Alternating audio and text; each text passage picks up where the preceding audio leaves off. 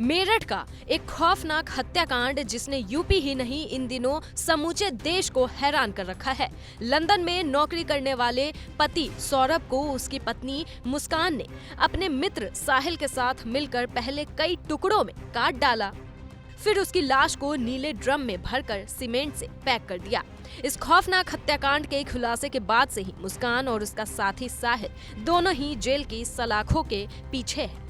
मेरठ के तमाम वकीलों ने इसका केस लड़ने से इनकार कर दिया है। परिवार वालों ने किसी तरह की मदद देने से इनकार कर दिया, लेकिन अब इनकी पैरवी एक सरकारी वकील करेंगी, जिनका नाम सामने आ चुका है। सौरभ हत्याकांड में जेल में बंद मुस्कान और साहिल का केस आखिर कौन लड़ेगा, अब तक ये सवाल बना हुआ था। कई ऐसे वकील भी सामने आए थे जो कह रहे थे कि हम जो मुस्कान है और जो साहिल है उसका केस लड़ने के लिए तैयार हैं, लेकिन अब ये पता चल गया है कि आखिर उन दोनों का केस कौन लड़ेगा। न इसके लिए कोई फीस ली जाएगी और ये जो वकील है उनको उपलब्ध कराया जाएगा।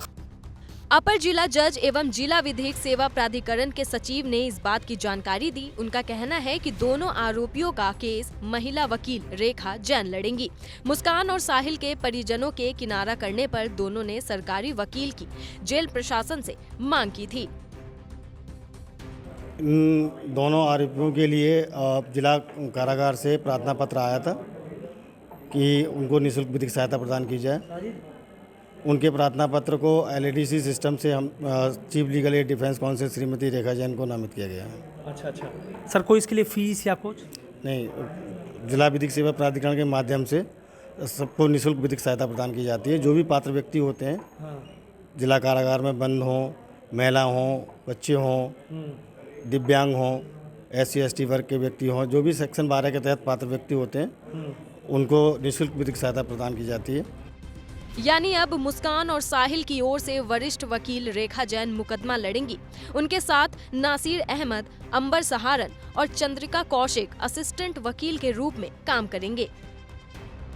ये सभी जिला विधिक सेवा प्राधिकरण के पैनल में शामिल है। मुस्कान के बाद साहिल ने भी सरकारी वकील की मांग की थी। जेल प्रशासन ने उसकी अर्जी भी मंजूर कर ली है। ये मुस्कान का ही केस लड़ेंगे या साहिल का? दोनों का? दोनों का। अच्छा, दोनों का केस लड़ेंगे। जो प्रोसीजर होता है वो थोड़ा एक और आपसे डेप्थ में समझना चाहूँगा सर। किस तरीके से आपके पास प्रार्थना पत्र आता है, क्या प्राधिकरण इसमें करता है?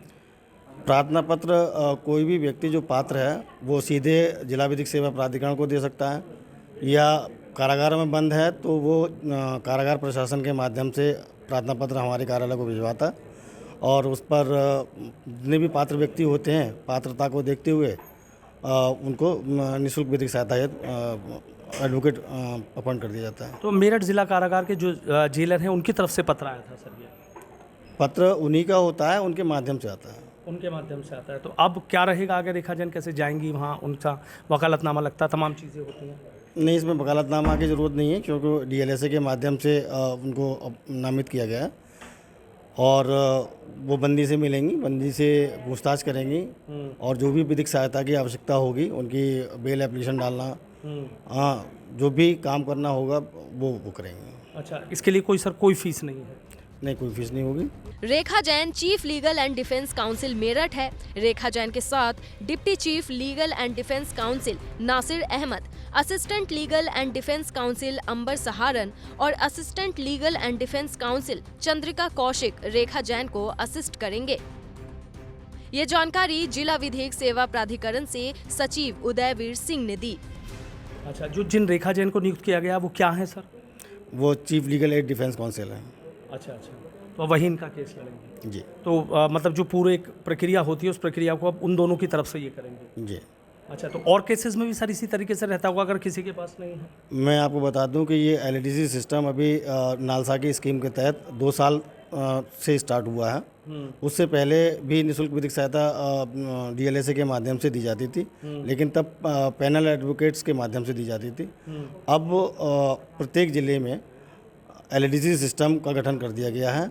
हमारे मेरठ में 4 LADCs हैं, और ये 4 LADCs जो किसी भी मामले में अभियुक्त हैं और वो सेक्शन 12 के तहत अगर पात्र हैं, उनको प्रदान की जाती है। मैं आपको बता दूं कि लगभग 537 मामले ऐसे हैं जिनमें ये LADC एडवोकेट जो हैं ट्रायल लड़ रहे हैं बंदियों का। बंदियों को ट्रायल भी लड़ना है, जमानत प्रार्थना पत्र प्रस्तुत करना। ये न्यायालय का काम है कि ट्रायल में क्या होगा, क्या एविडेंस होगी, लेकिन विधिक सहायता उपलब्ध कराना ये हमारा दायित्व है। अच्छा सर, जैसे रेखा जैन है, उनका चयन किया गया, तो क्या और भी थे या कोई एक सिस्टम है उसके तहत ही इनको लाया गया? नहीं, रेखा जैन है, 4 लोग हैं यहाँ पर। तो इसमें रेखा जैन के लिए किया गया है? इसमें रेखा जैन को दिया गया था। अच्छा सर, एक सवाल तो यही है ना कि पुलिस तमाम सबूत इकट्ठे कर रही है कि इनको सज़ा करानी है, फिर आपकी तरफ से ये है, तो एक ये न्याय प्रक्रिया का हिस्सा है? नहीं, ये न्यायिक प्रक्रिया का हिस्सा है कि प्रत्येक व्यक्ति को विधिक सहायता उपलब्ध हो।